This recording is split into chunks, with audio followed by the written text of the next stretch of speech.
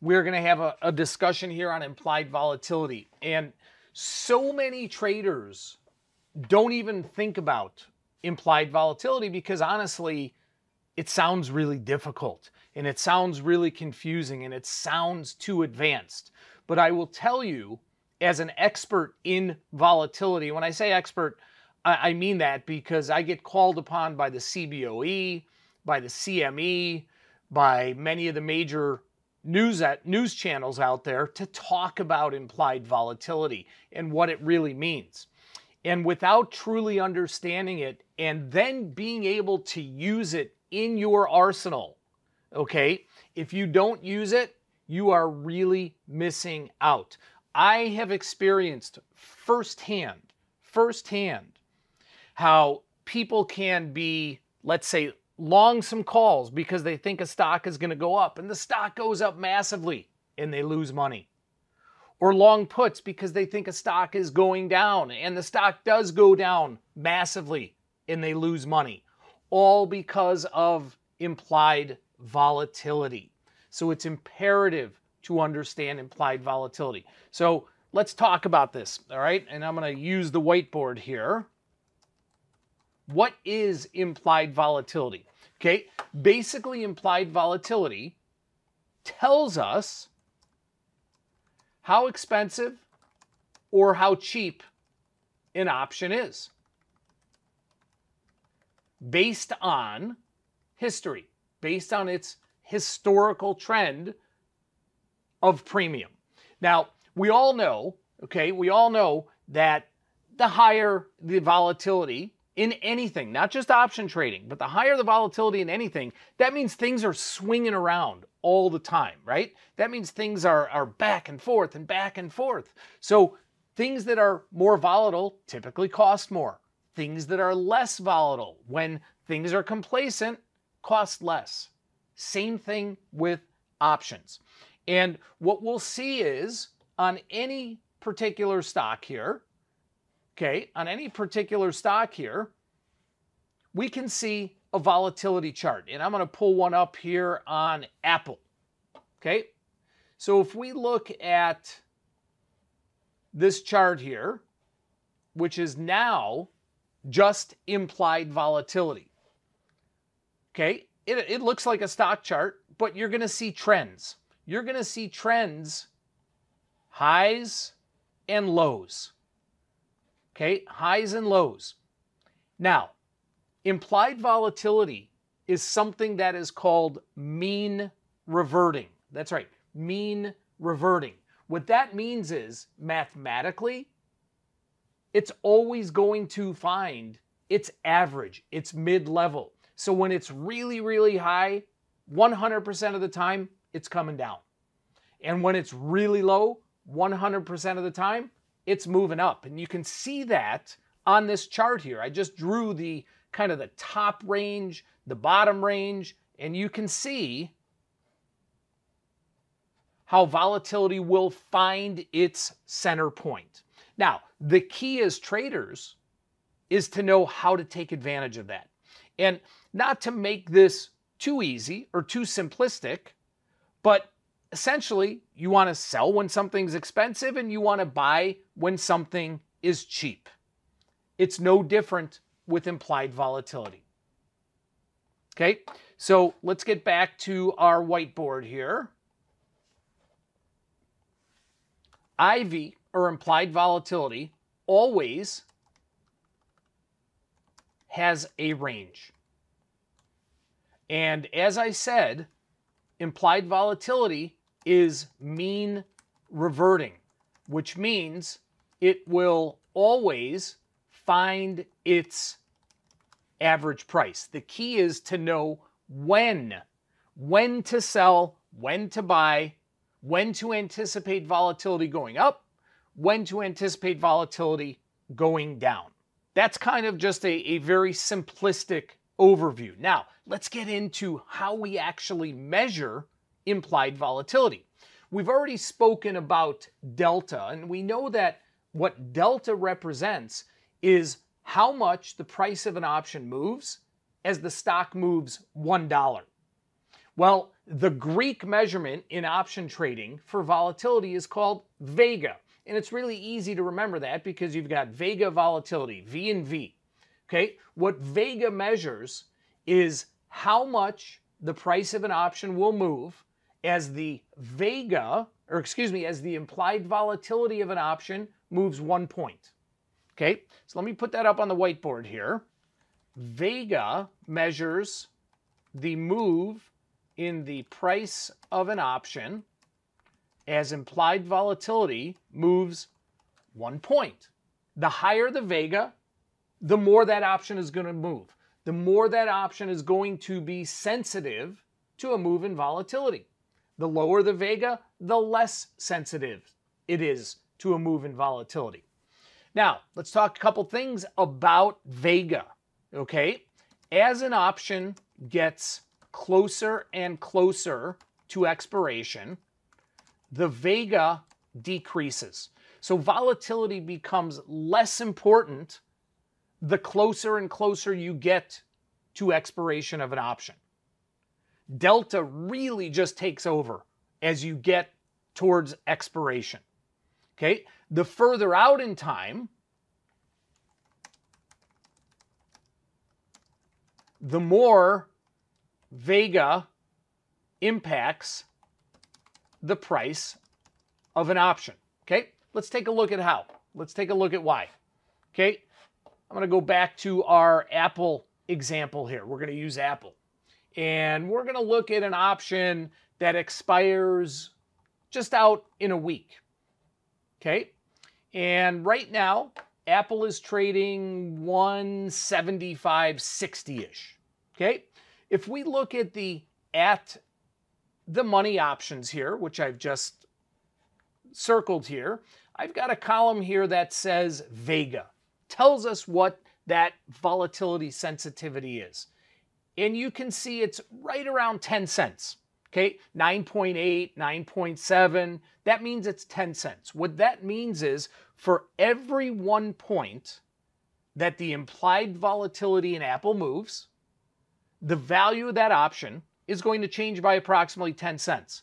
If the vol goes up, the value of that option is going to go up by 10 cents. If the value of that implied volatility goes down a point, the option is going to lose 10 cents. Okay? Now, the implied volatility right now in Apple is 40. That's measured in percentage terms. That's 40%. Okay, let me put this on the whiteboard now. Okay, so we've talked about vega. Implied volatility is measured in percentage terms. Now, 40%, you may not know what that means. I don't know if that's high, that's low, that's, somewhere in the middle. Well, that's why we use our implied volatility historical chart here. Okay, so if I look right now at an implied volatility of 40% in Apple, man, that's way up here at the top of its range. If I look at this graph, if I look at this chart here, okay, that volatility is absolutely going to decrease. It is absolutely going to come down and find its middle ground. Now, the key is we don't know whether that's going to happen tomorrow, the next day, next week. We do know it will happen, but this is something that we need to learn about reading charts. But if we see that the implied volatility in Apple options are trading 40%, we can look at that and say, that's really, really expensive. The more expensive the volatility is, the more expensive options are, the more premium that options will have. Okay, now, we just looked at Apple has an implied volatility of 40%. All right, Scott, great, it's 40%. What does that really mean? What does it mean if it's 20%? What does it mean if it's 80%? Okay, what implied volatility measures is the expected move in a stock over the next year. Okay, think about that for a second. Implied volatility measures the expected move, what the market is pricing in a stock over the next year. So with Apple trading, in this example here, Apple was trading 175. The IV was 40%. If I do some simple math here and take 175 times 40, okay, I get $70. So what the market is anticipating, or what the market is pricing in right now, is that over the next year, the market is anticipating an expected range in Apple of the current price of 175 plus or minus that expected move based on the implied volatility, which is $70, or a range of 105 up to 245. Okay? Again, 40% implied volatility. That measures what the market is anticipating a move in a particular stock would be over the next year. So we can see if Apple was really cheap, Apple volatility that is, okay? If Apple implied volatility was down at the bottom of its range. What do I mean at the bottom of its range? Okay, right down here, right around, let's call it 22, 23% implied volatility. Okay, if we do the same math, we're going to see what the expected move would be. So we do the same math. 175 stock price times 0.23 now. Okay, 0.23, we get an expected move then over the next year of only $40 roughly. Okay, or a range of, again, 175 plus or minus 40-ish, we're just going to round that off right now, equals a range of 135 up to 215. So if we compare this, right, if we compare the 40% implied vol, which gives us this range right here, to the 23% implied vol, which gives us this range, we can see the wider the range, the more expensive options should be, right? Because the probability is that that stock can be all over the place. So what this tells us again, and most people don't understand what implied volatility measures. What implied volatility measures is the market's anticipation for how wide of a range a stock will trade in over the next year. The wider that expected range, the more expensive those options are going to be. The tighter that range, the less expensive options are going to be. So what does that mean for our everyday trading? What it means is we want to look for strategies to sell options when vol is really expensive, or credit spreads collecting in money, and we want to look for strategies to buy options or to buy volatility when volatility is really cheap. Because we know, again, we know that when it's down here, it's moving up. And when it's up here, it's moving down. Again, we don't know the exact timing of that, but we know that is going to happen. And we need to be able to use and to understand this past performance, right? Historical data of volatility ranges to predict the future. And without understanding that, your trading profits can get seriously impacted. Hopefully everybody understands that right now. I know that, volatility can be, pretty confusing, but we must understand that. The bottom line is you don't want to buy vol when it's really high. You don't want to sell it when it's really cheap. Okay, now let's see how volatility actually impacts the price of individual options here in Apple. And we're going to look at these options again here. The 175 calls are on this side, puts are on this side.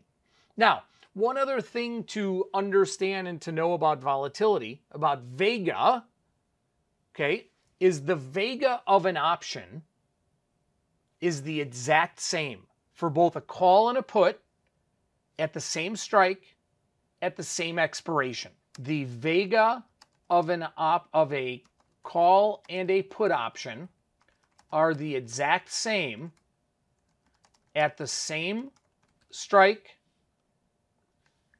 and same expiration. Okay? If calls and puts moved differently from a volatility standpoint, okay, not from a delta standpoint, but from a volatility standpoint, there would be a massive arbitrage. Okay? It just doesn't happen. I shouldn't say it doesn't happen. It does happen in the instance of some very extraneous circumstances, like if a stock is hard to borrow, as we saw some of the meme stocks earlier this year where you couldn't short a stock, then you may see the volatility of put options perhaps being greater than call options. But generally speaking, and for probably 98% of the cases, that vega number, the amount that the volatility impacts an option, is going to be the same for a call and a put. Let's go back here. And we're going to focus in on these 175 calls right now. Okay, the 175 call, again, has a vega of almost 10 cents. Again, that means that for every 1 point the implied volatility changes, the value of that option is going to change 10 cents. Okay, so let's look at this example on the screen. Right now, we can see the current price of Apple of this option, of the December 23rd 175 call option, is about $3.88. The implied volatility of that option is about 40%. The vega is almost 10. If I adjust this implied volatility by just 1 point, up or down, we should see the value of this option right here change by roughly 10 cents. So watch the middle part here. I am going to decrease the implied vol, and look at that. The volatility or the value of that option went down by about 10 cents. Now I'm going to increase this implied vol by 1 point, and you can see the value of that option went up by 10 cents. So what this tells us is we know that if we're buying expensive volatility, the likelihood is it's going to come down. And the value of the option that we just bought is going to go lower. Same thing if we sell volatility when volatility is down at the bottom end of its range and the likelihood is it's going to go up, then the option we've sold could become worth more. Now, for comparison purposes, let's focus in right now on the put side. Okay?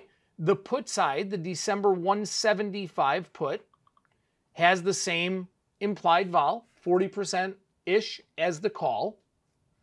And that put right now is trading about 407. That vega is the same, of about 10 cents. Okay? It's same, about 10 cents. So if I go in here and I change the implied volatility on that put, if I lower at 1 point,